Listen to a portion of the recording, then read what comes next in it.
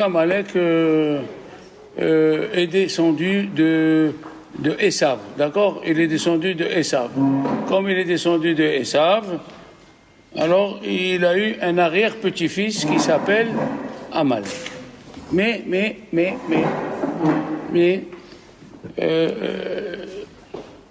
son arrière-grand-père de ce monsieur Amalek, c'est-à-dire Aman, il est de Amalek. Oui, Aman, il est de Amalek. Et d'où il est sorti Aman? De Esav, mais son arrière-grand-père, il s'appelle Agag. Apprenez l'histoire. Ce Agag, il est... qu'est-ce que je veux dire? Tout son peuple a été tué par Shaoul. Le prophète Samuel, il a dit à Shaoul, va, tu as une mitzvah de tuer tout Amalek. Il est parti, il a laissé Agag vivant. Comment ça se fait qu'il a laissé Agag vivant? Il a eu pitié, non, des petits. Il a eu pitié des bébés, des petits, il n'a pas voulu tout le monde. Shaoul, oui. Il a tué tout le monde. Même les bébés et tout. C'est la mitzvah. Oui, mais il n'a pas écouté. Il n'a pas écouté, il a laissé les animaux. Et le roi. Vous savez pourquoi il est resté vivant? On apprend d'ici la force de la prière. Agag, il était en prison toute la nuit, et le lendemain, il est venu Shmuel et l'a tué. Il a prié, il a pleuré toute la nuit. Un goy, un assassin, il a prié toute la nuit, il a dit, Dieu, tu veux détruire tout, ma descendance, je veux pas, je veux rester vivant. Il s'est mis à pleurer. Les anges, ils ont dit, toi tu es un Dieu, tu as écrit dans la paracha, qui El Rahom Vehanun Ani. Je suis un Dieu qui a de la miséricorde et de la générosité. Il l'a transformé en animal.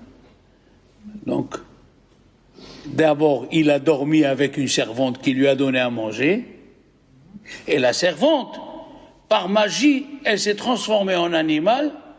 Lui, il est mort, mais sa descendance, elle est restée, il est sorti à mal. Pour te dire la force de la prière. Et nos sages disent qu'à Purim,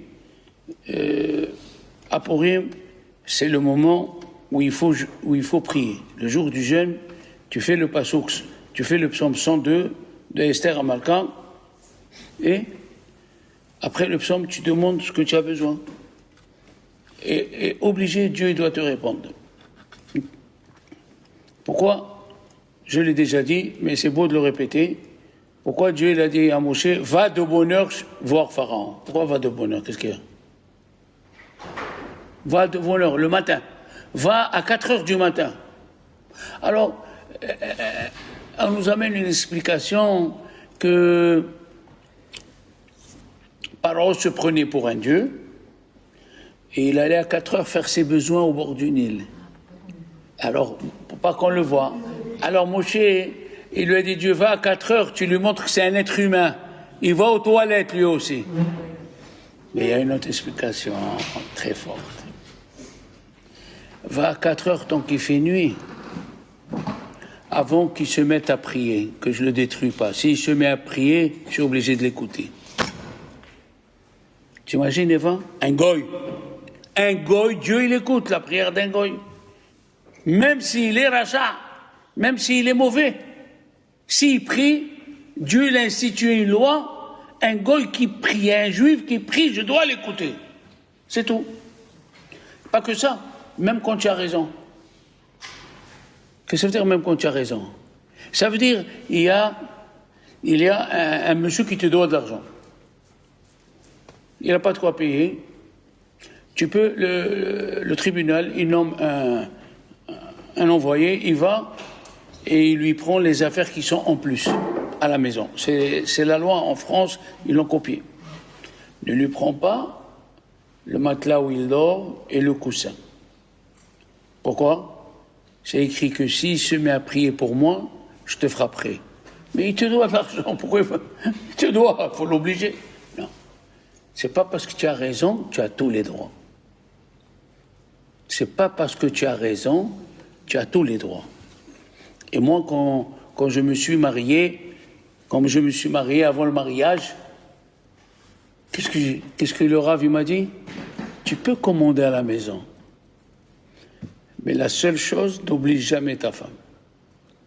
Ça change le mot commander, hein. Tu peux commander à la maison. Tu peux dire à Alexandra, fais ça. Mais si elle te dit, j'ai pas envie. Ah, d'accord. Mais c'est fou, hein. Comme les rabbins marocains, ils font une blague. Qu'est-ce qu'elle est la blague? Chez nous, les Marocains, on est des machos. On a toujours le dernier mot. Vous savez lequel? Oui, chérie. Oui, qu'est-ce que tu veux?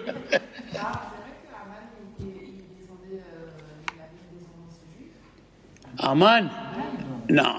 Aman, il descend de Amalek. Il était l'esclave de Mordechai. Il était l'esclave de Mordechai. Bon, ça c'est juste pour vous dire... Ah, tu voudrais un mari comme ça, hein? C'est bien, hein? Tu as compris? Non, mais oui, chérie. Ah, j'ai cru que c'était toi tout à l'heure. Il y avait une jeune fille, c'est elle. Oui, je t'ai vu marcher, j'ai dit ça doit être elle. Mais après, j'ai vu qu'elle n'avait pas la casquette. J'ai dit, ah, alors, c'est pas elle. Il y a Linda et Julia Carlos. Ah, c'est très bien. C'est très bien d'être avant le rave au cours. C'est pas bien d'être en retard. Après le rave, c'est pas bien. Alors, on continue. Maintenant, pour vous dire la puissance de la prière. Maintenant, un peu d'histoire, que vous compreniez comment s'est passée l'histoire de Purim, que vous comparez pas les périodes. Et chaque fois je pose une question, qui c'est qui était avant, Purim ou Hanouka? Non, tu dis comme ça veut dire, tu sais, il vaut mieux dire je sais pas. Hein? C'est bien, tu as fait une grosse boulette pour le couscous. Alors, c'est Purim, ma fille, Purim. Purim, il était à la 13e année de la construction du deuxième temple. C'est pas grave, c'était juste pour connaître l'histoire. Hanouka est 180 ans avant la destruction du deuxième temple. Mais Purim, c'était 13 ans après la construction du premier temple. Du deuxième temple. Excusez-moi. Faites attention à ce que je dis, peut-être que je dis une bêtise. Et Hanouka, c'est 180 ans avant la destruction du deuxième temple. Maintenant, apprenez l'histoire. Il y avait Nabucodonosor. Pardon? C'est quoi le mot? Nabucodonosor. Ah. C'est pas une bande dessinée, hein, attention. Hein. Il y avait Nabucodonosor. Après, il y a eu son fils Evil-Merodach. Après, il y a eu son fils Balthazar. Après, il y a eu la prise du pouvoir des rois de Perse, Cyrus et Darius Ier. Attends, faut écrire tout ça. Faut être capable de répéter. Je répète. Il y a eu d'abord Nabucodonosor. C'était le deuxième Nabucodonosor. Elisa, il faut suivre. Parce que moi, j'ai mis du temps à retenir. Il y avait Nabucodonosor, le deuxième, on parle. Après, il y a eu son fils Evil-Merodach. Après, il y a eu son fils Balthazar. Après, il y a eu Cyrus et Darius, qui étaient des rois de Perse, qui ont pris le royaume à Ilam. C'est-à-dire, avant eux, le pouvoir était à Ilam. Après, ça a changé. Et après, monsieur Cyrus et Darius Ier, il y a eu Achashverosh. J'explique. Pour vous compreniez. Balthazar a été tué le soir où il a fait un festin. Pourquoi? Dieu, qu'est-ce qu'il a dit? Pour que vous compreniez un peu, Dieu, il a dit au prophète, 70 ans après la destruction du temple, je vous ramènerai en Israël. Aucun roi n'a osé sortir les trésors qu'ils ont fait monter du temple. Il y avait 4500 ustensiles, parce qu'il présentait 6 ustensiles par jour. Et si il a fait une fête de 180, 6 trésors à 6, multipliés par 180, on tombe à 5400 ustensiles qu'il y avait au Beth Amikdash. Ça, c'est Achashverosh. Comme ça, il a fait. Mais Balthazar, lui, il a fait un mauvais calcul. Il a cru que les 70 ans sont finis en 100 ans. Il savait que Dieu existe. Il savait que le Dieu d'Israël, on ne s'amuse pas avec lui. Et s'il a dit un mot, c'est un mot et c'est pas deux mots. Alors, il a sorti les ustensiles et il a commencé à s'enivrer. De suite, il y a eu un bruit et il y a eu une main qui a écrit sur le mur Mané, Mané, Tekel. Mané, Mané, Tekel. Pas monnaie, hein, c'est pas du pognon. C'est en araméen. Mané, Mané, Tekel. Ça veut dire quoi? Eh bien voilà, c'est bien, tu accroches. Ils ont appelé le prophète Daniel. Il est venu Daniel, il lui a dit, c'est quoi? Il lui a dit, Mané, Mané, Tekel. Mané en hébreu et en araméen veut dire compter. Dieu, il a compté Tekel. Tu es très léger en misvot, tu as fait une grande avéra ce soir. Alors il lui dit, Balthazar, et alors? Il lui a dit, il n'y a rien de mal, tu vas mourir ce soir. Et ils l'ont tué. Et voilà. Donc vous comprenez l'histoire. Voilà, Mané, Mané, Tekel. Après, il y a eu Nabucodonosor, Évil Méloutar, Balthazar, Cyrus, premier. Après, il y a eu Achashverosh. Il s'est marié avec Esther. Après, il y a eu Cyrus. Après, il y a eu Cyrus II, le fils de Esther. C'est lui qui a donné de l'argent et des ouvriers et surtout la permission de construire le deuxième temple. Donc si tu ne connais pas ça, tu ne sais pas où on va. Il faut que tu connaisses l'histoire, quoi. Je croyais que c'était Darius, donc c'est Cyrus. D'accord. D'abord, ceux qui ont pris le pouvoir, Darius et Cyrus. Deux. Non, mais le fils d'Esther. Le deuxième, Darius II. Ah, bon. Oui, oui. Voilà. Alors, maintenant que tu as compris tout ça, on peut commencer. La question a été quand il a fait Purim. C'est quoi Purim? Hein? Tirage au sort. 1-0. Purim, c'est en langue perse, qui veut dire 2 tirages au sort. Pour, c'est 1 tirage au sort. Purim, c'est 2 tirages au sort. Qu'est-ce qu'il a fait, Aman? 2 tirages au sort. 1, quel mois? Et 1, quel jour? Ça lui est sorti le mois d'Adar. Pourquoi ça lui est sorti le mois d'Adar? Il était content?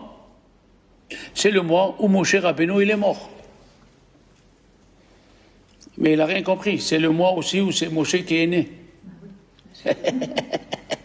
Alors, premier tirage au sort, quel mois? Deuxième tirage au sort, quel jour? Alors écoutez bien. Ça lui est sorti le 13. Le 13, il est parti chez Cyrus, c'est Achashverosh. Il a dit voilà, il y a un peuple qui est séparé et divisé entre eux, les Marocains, les Juifs tunisiens, les Juifs algériens, les Juifs gourds, les Chassidim belges. Il a dit ah bon? Il a dit ça vaut pas le coup de les laisser. Il faut l'unité du peuple. Il a dit alors qu'est-ce que tu veux? Il a dit on va écrire une lettre comme quoi l'année d'après, parce qu'il y avait 127 provinces, il n'y avait pas l'avion pour amener. L'année d'après, tu me donnes la permission que le 14, on tue tous les Juifs. Il a pris la bague, il lui a donné, il a dit d'accord. Ou Mordechai Yada, et Mordechai a su, d'où il a su. Il est venu, il a vu, il lui a dit voilà ce qui se passe. Alors il a dit va voir au ciel si quelqu'un peut nous aider. Un de nos maîtres, un de nos patriarches. Personne n'a répondu présent. Moshe Rabbeinu il a dit oui. est-ce qu'il y a quelqu'un en bas qui prie comme moi? On sait que Moshe il prie pour les Juifs. Ils lui ont dit oui, il y a Mordechai. Il lui a dit dis-lui que je suis avec lui. Qu'est-ce qu'elle a fait, Esther? Elle a dit à Mordechai, le 13 Adar, il y a eu la signature. Eh bien, on va jeûner le 13, le 14 et le 15 Nissan, le mois d'après. La question, elle est, quel est le mois où on prie le plus? Alors, vous n'êtes pas au courant. Elul, voilà, chérie, dis-le. Elul, on se lève tous les mois, les jours, les slichot, vas-y. Rosh Hashanah, on crie le chauffard, les 10 jours de pénitence. Kippour, on fait la veillée de Hoshana Rabbah. Oui ou non? Puisque c'est l'année d'après, comme ça il lui a dit, puisque c'est l'année d'après le 14 Adar, pourquoi ils ont jeûné de suite à Pessah? On jeûne à Pessah, on a le droit de jeûner. Il lui a dit, Mordechai, mais si on jeûne, on ne fait pas le seder, on ne mange pas la matzah. Il lui a dit, on ne fait rien. Il lui a dit, c'est comme Shabbat. Il vaut mieux profaner Shabbat pour un juif qui est en danger de mort pour qu'il puisse respecter tous les autres Shabbats qui lui restent. Il vaut mieux profaner un Shabbat pour qu'il puisse, tous les autres années qui lui restent, respecter Shabbat. Il a dit, eh bien, il vaut mieux annuler un Pessah pour qu'on a chaque année Pessah. Il est parti, Mordechai, il a demandé au Sanhédrin. Il a dit, messieurs, voilà ce qu'elle dit, ma nièce. Ils se sont consultés, ils ont dit, elle a raison. Donc ils ont jeûné. Le 14, le 15 et le 16 d'Issan. Sans, elle a dit, Esther, un mot dans la Megillah que vous devez faire attention au mot. Jeûnez pour moi. Oui? Ouais. Jeûnez pour moi et ne mangez pas ni ne buvez. Quand on jeûne, qu'est-ce qu'on fait? On boit et on mange. Qu'est-ce qu'elle a dit, Esther? Jeûnez pour moi, ni on mange ni on boit. Jeûnez pour moi. Ne mangez pas et ne buvez pas le jour, mais même la nuit. Jeûnez pour moi le jour et ne mangez pas et ne buvez pas. Alors, les Juifs, ils ont jeûné. Et le 15 Nissan, 14, 15, oui.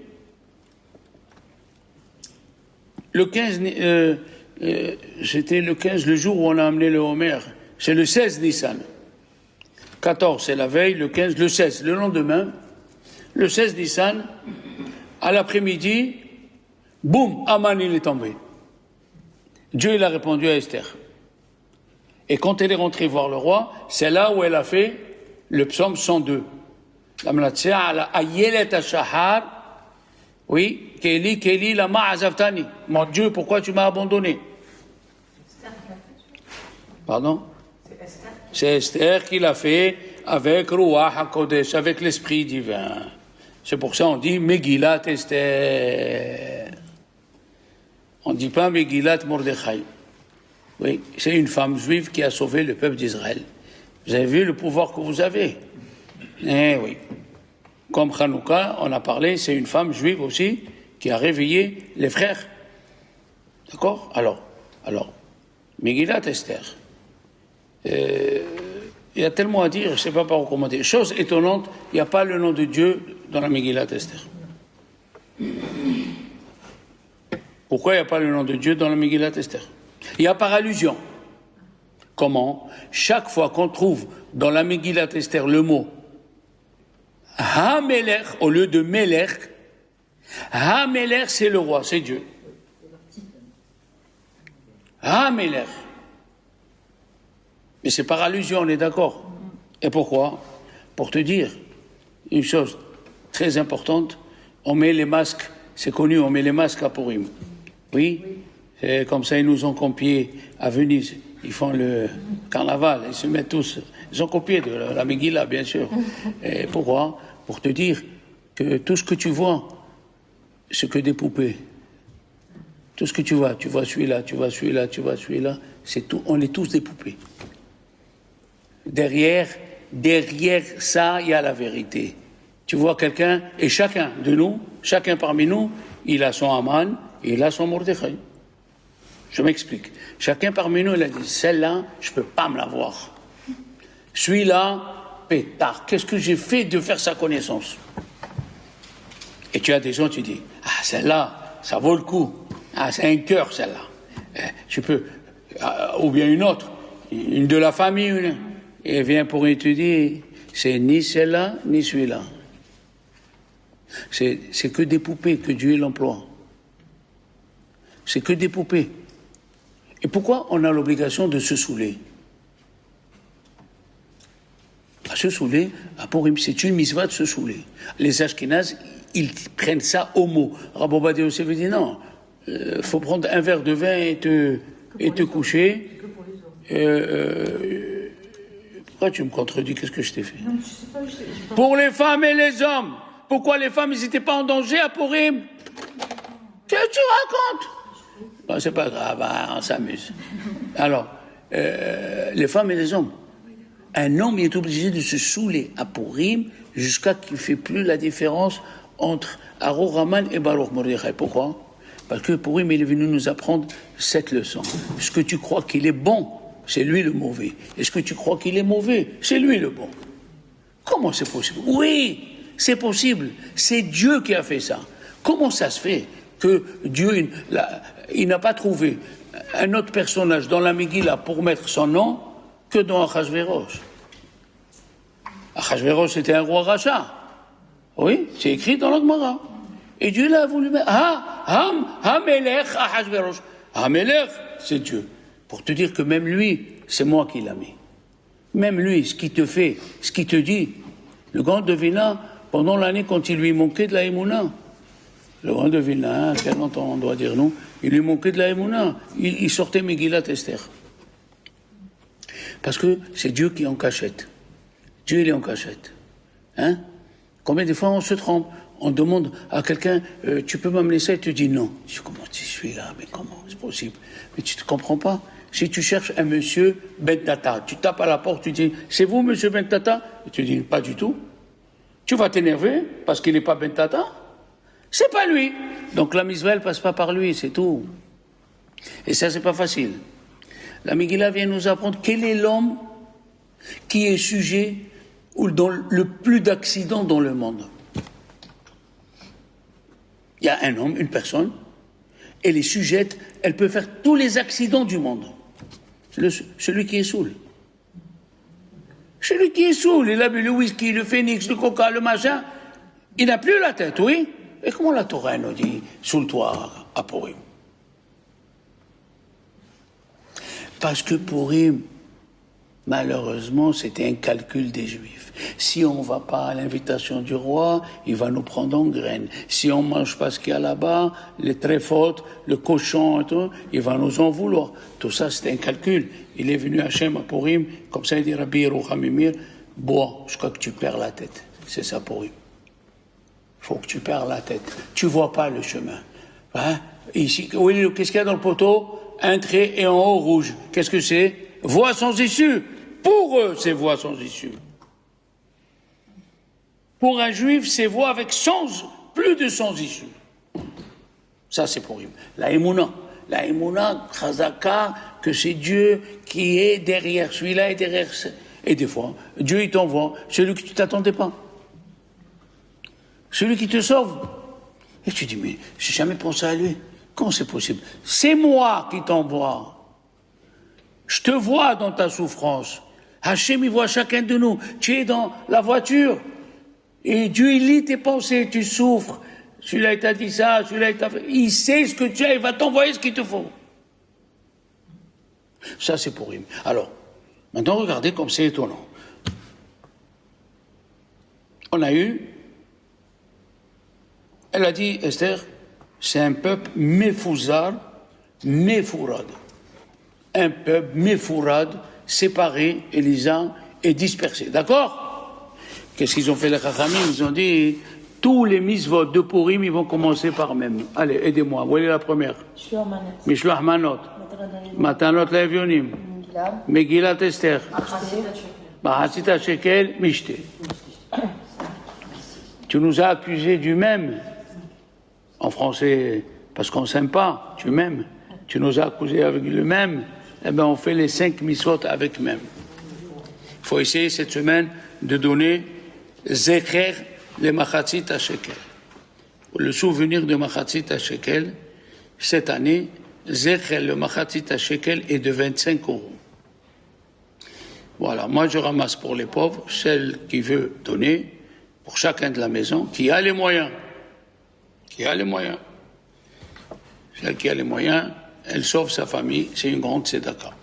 Alors, Zecher le Machatzit à Shekel. On a Matanot Laevionim, il faut donner aux pauvres. Le minimum, c'est qu'il ait de quoi acheter un sandwich, 10 €, avec un petit Coca-Cola sans sucre, et Pepsi Max, d'accord? Après, nous avons la lecture de la Megillah, qui est très difficile. Pourquoi, Mathilde, elle est difficile, la lecture de la Megillah? En ce sens que si tu n'écoutes pas un mot, tu as perdu toute la maison.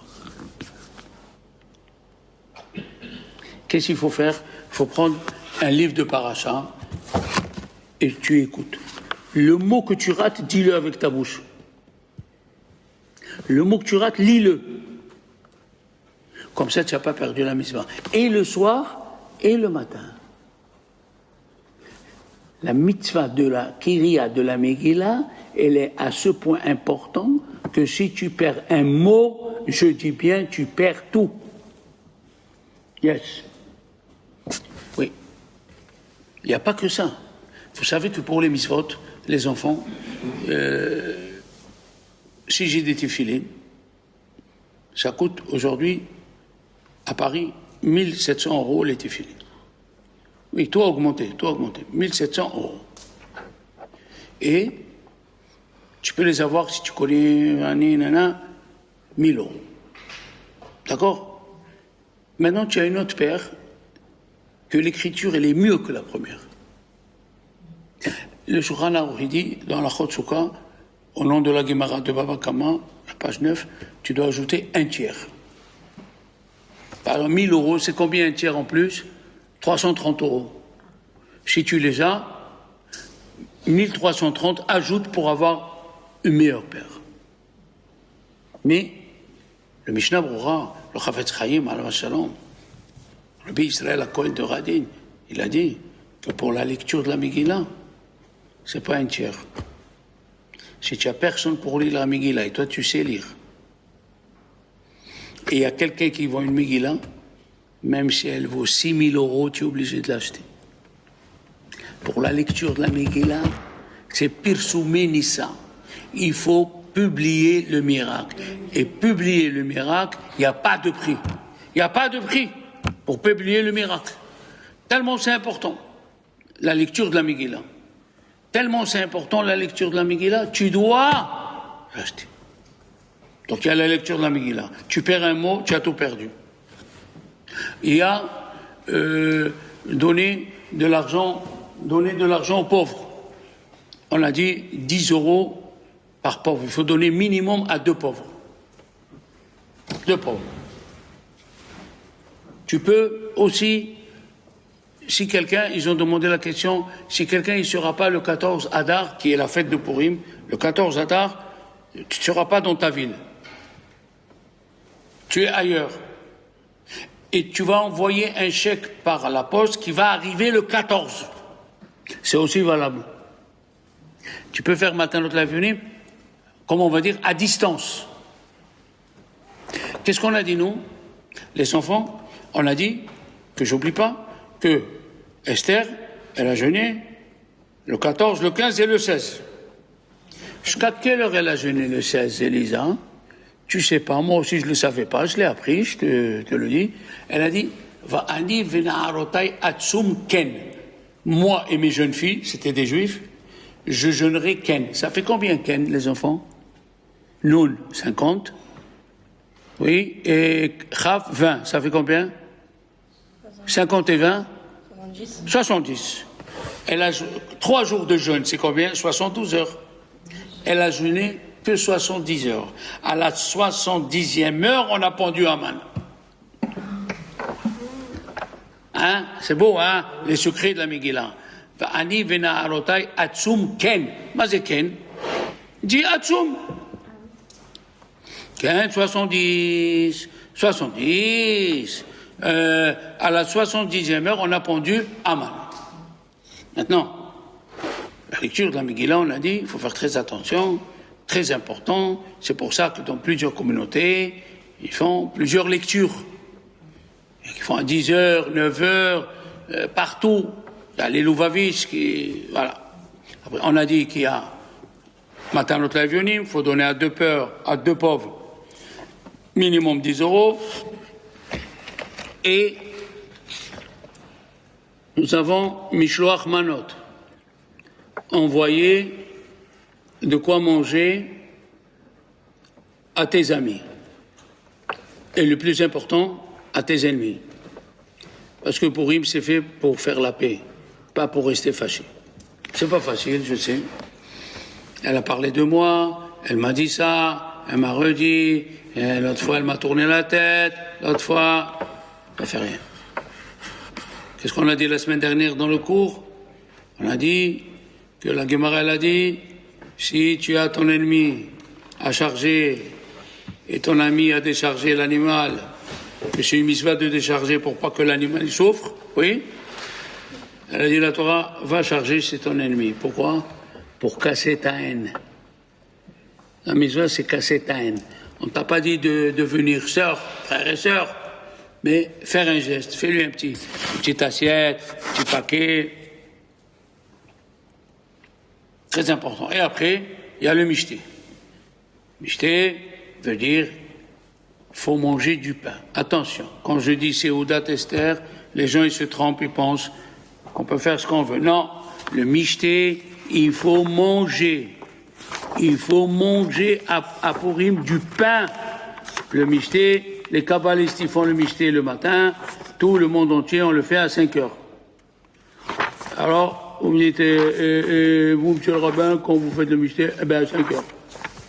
Je fais comme je faisais, comme on nous a appris à la yeshiva, à 5 heures, comme le grand de Bina. À 5 heures, on s'assoit et on fait le mishté. Il faut essayer d'avoir du vin, du pain. Hein, quoi? Non, elle m'a dit à 5h du soir, je suis... 5h du soir, qu'est-ce que 5h du mat? Non 5h du mat, j'ai des frissons, là. Oh. 5h de l'après-midi, enfin, nous, on parle comme les Marocains, à 5h de l'après-midi. 17h, d'accord? 17h. Il faut essayer de faire en famille, de mettre la musique, d'appeler des amis. Il faut pas faire que toi et ton mari, ou ta belle-mère, ou ta grand-mère, parce qu'à 3, on ne boit pas. Moi, je bois s'il y a des copains. S'il n'y a pas de copains, moi, je ne bois pas.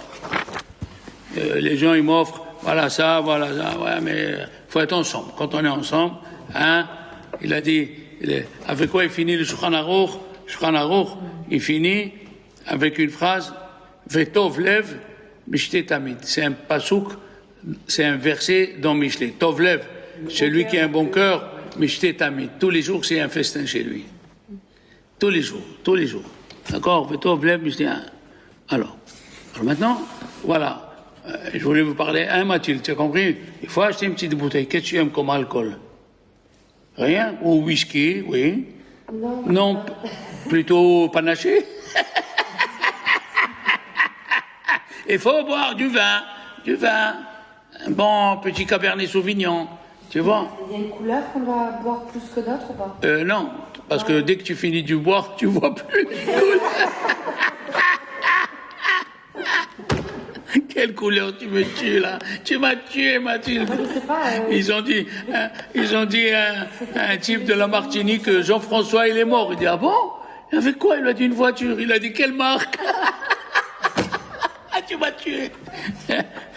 Non, tu bois, d'après le Rabbi Ovadia Yosef, tu bois la mesure que tu as mal un peu à la tête et tu vas dormir. En dormant, tu ne fais pas la distinction entre Mordechai et Aman. Mais les Ashkénazes, tu les vois, ils boivent, rien à faire. On les trouve dans les escaliers, on les trouve au milieu de la rue. Ils font ce qu'elle dit la Gemara, au pied de la lettre, comme tu dis. Les Bachouri, votent, les machins, et il y a qui font le 14 Adar, ils font Purim, et quand ils ont fini, ils voyagent à Jérusalem, et là-bas, ça commence Purim du 15. Ah oui. Et oui, parce qu'ils ont posé la question. Merci. Parce qu'ils ont posé... merci. Parce qu'ils ont posé la question. Pourquoi on ne fait pas deux jours de fête de Purim comme 2 jours de Pessah? Il a dit, je fais automatique. Alors, j'ai oublié de vous dire quelque chose. C'est un piège, mais une devinette. Ils ont jeûné, ok, le 14, le 15 et le 16 Nissan, d'accord? Ils ont jeûné une deuxième fois. Quand il était venu, il est venu le 14 de l'année d'après. Le 14 de l'année d'après. Ils ont jeûné le 13. Pourquoi ils ont jeûné? Bien, Mathilde. Les Juifs, avant de... Non, tu as bien dit. Les Juifs, Mathilde, nous les Juifs, avant de faire la guerre, on jeûne. Pourquoi? On est faible quand on jeûne. Normalement, il faut manger du bifilcus ou du fucus ou là-bas, les yaourts avec les vitamines. Non. On veut montrer à Dieu, on jeûne, on n'a plus de force. Il n'y a que toi qui peux nous sauver. Tu as compris? Tu as compris maintenant? On a jeûné une deuxième fois, le 13, pour sortir en guerre le 14 contre ceux qui ont voulu nous tuer. Donc on a jeûné 2 fois. Tous les gens se trompent. On a jeûné le 13 Adar. Mais avant le 13 Adar, Julia, on a jeûné. On a jeûné et à Nissan et à Adar de l'année d'après. Après, il lui a dit à Achashverosh, est-ce que tu as ce que tu veux? Il a dit non. Donne-moi encore un jour pour tuer les ennemis à Shushan, à la capitale.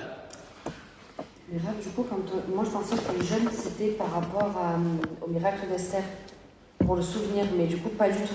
Ça n'a aucun rapport. Le jeûne d'Esther, c'est pour annuler les premiers décrets. Mais après, quand Achashverosh, Dieu lui a changé le cœur, et il était gentil malgré lui avec les Juifs, comme il a dit le roi Salomon, Yad Melech Vesarim, lève Melech Vesarim Beyad Hashem.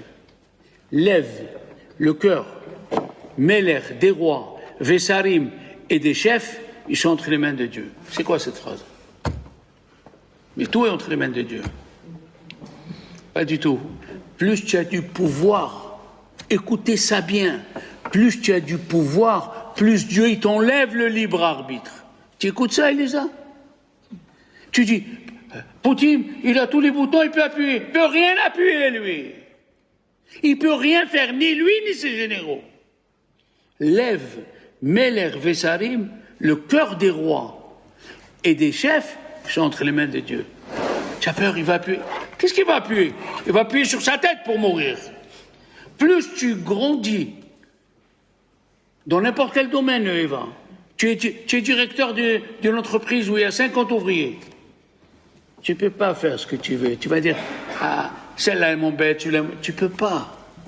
Dieu, il t'enlève le pouvoir. Il t'enlève le libre arbitre. Au contraire, tant que tu es petit et petite, il te laisse.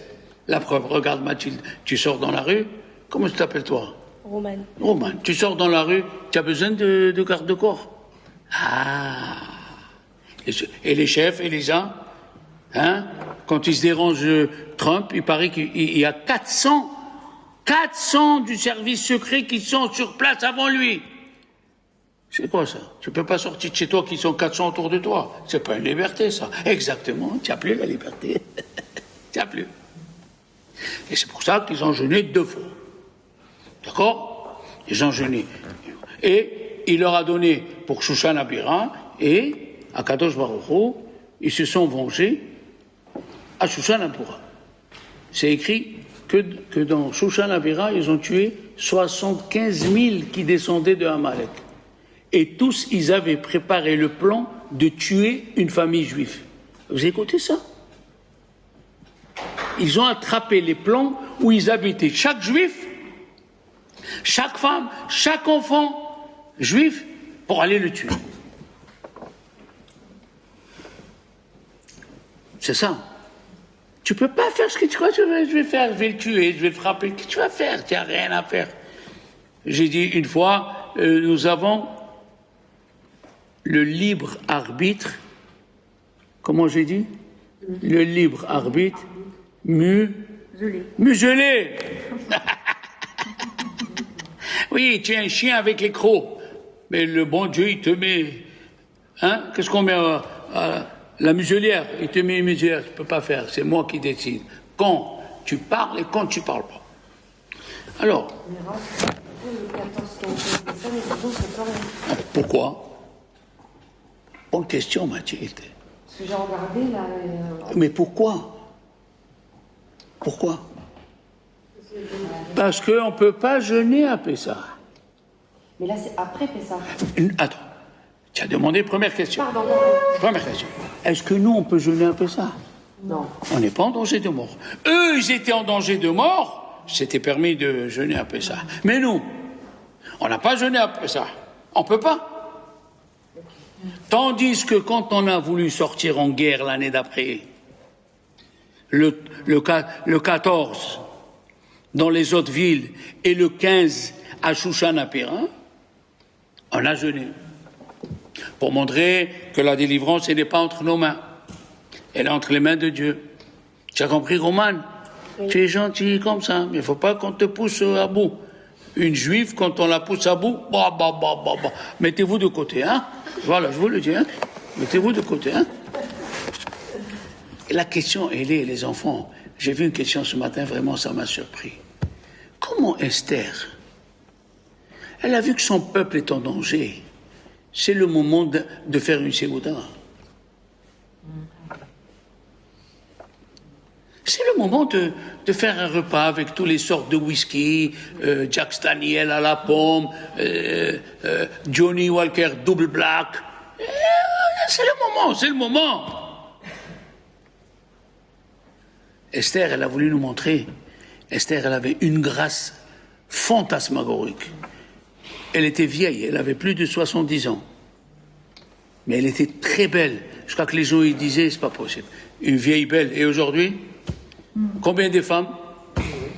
Hein? Combien de femmes, des actrices, ils font une opération par là, une opération par ici, et des trucs comme ça, et tu les vois, elles sont plus belles que des filles de 18 ans. Elle a voulu montrer au peuple d'Israël, je compte pas sur ma grâce. Quelqu'un qui jeûne 3 jours, comment il a son visage? Défoncé! Déjà à la fin du jeûne, comment on est? Ça va, Rav Shalom? Non, ça va pas. Non. Faut que j'écoute la Megillah et aller se jeter sur mon micro. Et elle, 3 jours, elle a montré, on compte pas sur notre beauté, on compte pas sur notre force. Hein? Qui a tué Goliath? David, il était court de taille. Il est venu avec une peau d'ours et une peau de lionceau. Il lui a dit ça. Toi, tu peux tuer ce géant de 5 mètres de haut? Il a dit oui. Moi, je chante toute la journée à Dieu. Et Dieu, il va m'aider. Alors, les conseillers militaires, Israël, ils étaient 200 000 soldats, ils n'arrivaient pas. Et David s'est approché. Il a dit, je parle à l'ange du métal. Chaque chose que Dieu a créée, il a mis un ange. Je te parle à toi, l'ange du métal. Je vais envoyer des pierres sur Goliath. Si tu ouvres le métal qu'il y a sur son front et tu laisses les pierres pénétrer son front, à partir d'aujourd'hui, j'instituerai qu'on ne fait la mila qu'avec un couteau en métal. Tu auras ce mérite. Jusqu'à David, on faisait la mila avec du silex.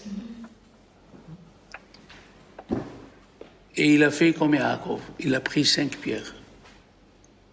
Il a pris Hachem, il lui a dit, donne-moi un signe. Les 5 pierres, elles se sont fermées, ils sont devenues une. Il a fait comme ça. Il a dit, Shema Israël. Shema Israël, Hashem Elokeinu, Hashem Echad. Et il a commencé, hop, la pierre est partie, le fer, il s'est ouvert, il est rentré la pierre dans son front.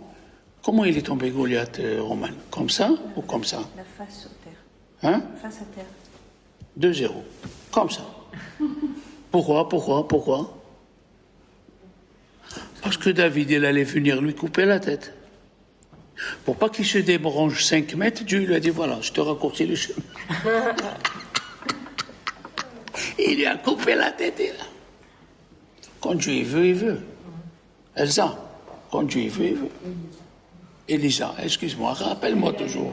Elisa, alors, Shalom, retiens, Elisa. Vous avez compris, les enfants?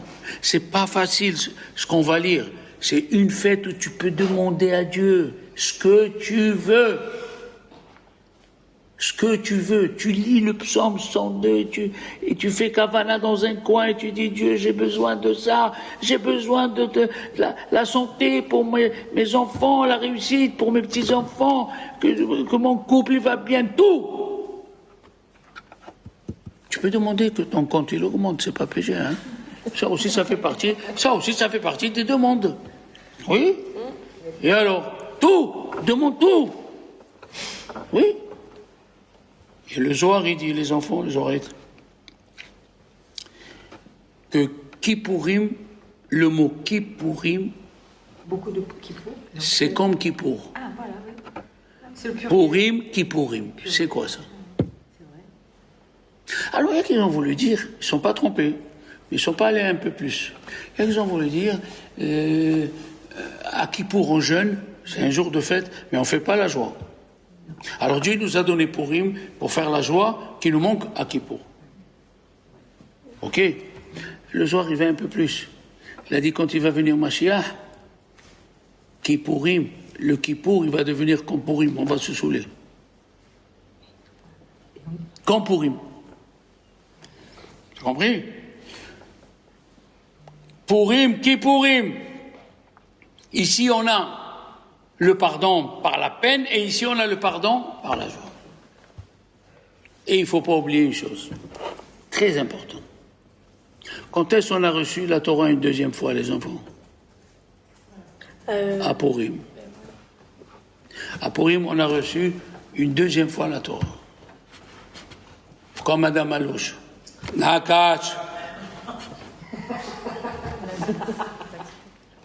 Pourquoi on a reçu 2 fois la Torah? La Gemara, elle pose la question. La première fois, on l'a reçu par peur. Il nous a mis la montagne sur nous. Donc, tu mets un pistolet sur la tempe de quelqu'un et tu dis fais ça et il le fait. Est-ce qu'il le fait par amour? Hein? Non. C'est comme un copain m'a raconté, je vous parle sérieux, un copain m'a raconté qu'après 15 ans de mariage, il a pris sa femme, il l'a amenée en Israël, dans un bel hôtel, il lui a commandé une robe de mariée. Non mais je vous parle sérieux. La taille, tout. Il a appelé le coiffeur, il a dit, chérie, pourquoi le coiffeur? Ce soir on va sortir. Avant qu'elle sorte, on dit, voilà la robe. Comment? Mais ça fait 15 ans. Voilà la robe, tu mets la robe, chérie. Ils sont descendus en bas, il avait tout préparé. Il sort dans le lobby de l'hôtel, il y avait l'orchestre. Elle s'est mise à pleurer, qu'est-ce qu'il y a? Elle lui a dit, c'est maintenant que je comprends la femme qui est dans ma main. Et il lui a offert une bague. C'est pas beau ça, Mathilde? It's very good, it's very romantique. Eh bien, à Purim, on a reçu la Torah par amour. On a compris qu'il fallait écouter les rabbins. Mordechai nous disait, n'allez pas manger taref, n'allez pas, c'est pas bien, c'est taref. On l'a pas écouté. On a fait à notre tête, calculateur. Si on va pas, qu'est-ce qu'il va dire le roi? Si on mange pas, qu'est-ce qu'ils vont dire les chefs? Tu as compris? Ne sois pas calculateur. Jette-toi, comme les Juifs dans la mer Rouge. Oui. Jette-toi. Et tu vas voir, comment, surtout vous, je parle les futurs convertis. Comment vous, moi je vous tire le chapeau, moi je suis pas à votre place, ça c'est sûr. Mais il y a des questions qui se posent, comment je vais faire? Je vais devenir juif? Je dois quitter Jean-François, Jean-Pierre, qu'est-ce que je vais aller chez eux? Qu'est-ce que je vais manger? Où je vais manger? Donc tu es obligé de te séparer de celui-là, de te séparer de celle-là. Et même vos parents, c'est plus vos parents comme avant. Comment on va faire? Je vais amener à manger. La première fois, tu vas amener à manger. Tu vas amener une assiette en carton. À la fin, tu dis, mais j'ai rien à faire. Leur religion, c'est pas la mienne. Tu rentres à Hanouka, tu vois le sapin. Je me suis converti pour voir le sapin à Hanouka. Tu rentres à Pessah, tu vois les roseaux, là. Je sais pas, ils ont une fête des roseaux, là. Comment ça s'appelle? Les rameaux. Les rameaux, là, les roseaux, rameaux, Fosgdor, et là. C'était les roseaux, moi aussi, non? Non, les rameaux. Avec la branche d'olivier. Et tu dis, mais je me suis converti pour rester là. Donc tu es obligé de couper. Et il faut avoir une confiance en Dieu plus forte que celle de ton mari pour rester juif. Tu dois te demander, mais où je vais rentrer, zut? Un homme, une femme, même une femme, on ne peut pas rester sans les copains, on ne peut pas rester sans les amis. Et oui, tu dois changer tout. À Rambam, il dit, la personne, je parle d'un juif, à plus forte raison d'un goy, la personne, c'est son entourage. Qui tu fréquentes? Tu fréquentes des gens qui jouent aux cartes, tu vas jouer aux cartes. Tu vas dans un bar, tu fréquentes des gens qui boivent, tu vas boire. Tu fréquentes les bars marseillais où tous les trois mots, ils ont 4 gros mots, tu diras des gros mots. Il n'y a pas d'autre façon, il n'y a pas. Tu as des copines, tu vas chez la coiffeuse, elle parle, elle dit un gros mot derrière un autre. Sans faire attention, tu vas dire pareil. Tu vas dire, oui, j'ai une cousine pareille, elle me squatte l'encéphale.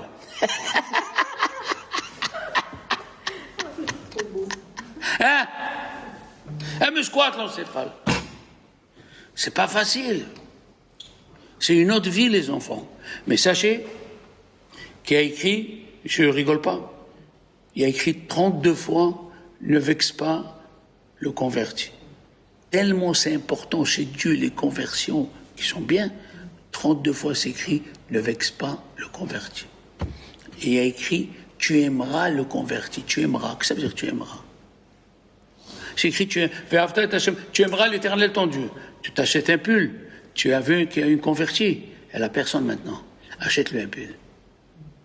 Tu t'achètes des fleurs, pense à une convertie, elle a personne. Et c'est ça le but de Purim, de retrouver l'amour entre nous. C'est pas pareil. C'est pas pareil. On doit tout lâcher. Mais maintenant, ce que je vais vous dire une chose, je vous dis ça pour les convertis, Eva. Moi, je vais vous dire pour les juifs. Qu'est-ce qu'il lui a dit, Dieu à Abraham? La première mitzvah qu'il a dit, Dieu à Abraham, qu'est-ce qu'il lui a dit? Laisse-la, il faut qu'elle... Moi aussi, j'ai pleuré quand j'ai quitté mes parents.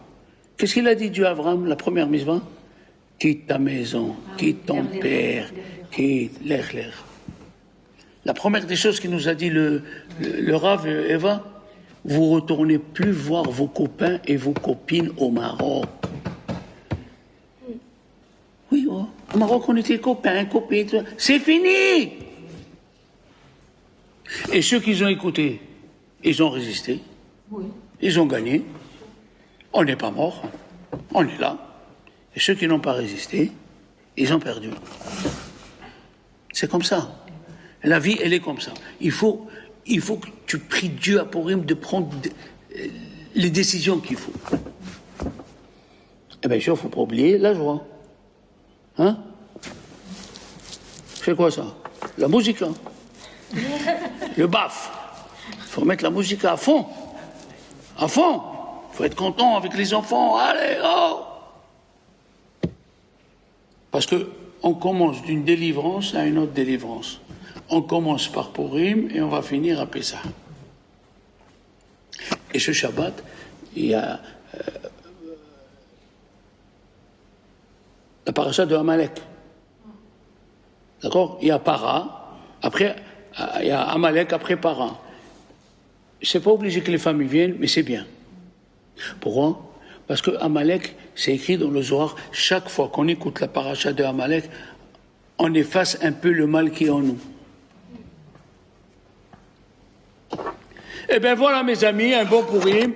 Si vous voulez donner le Makatita Sheker,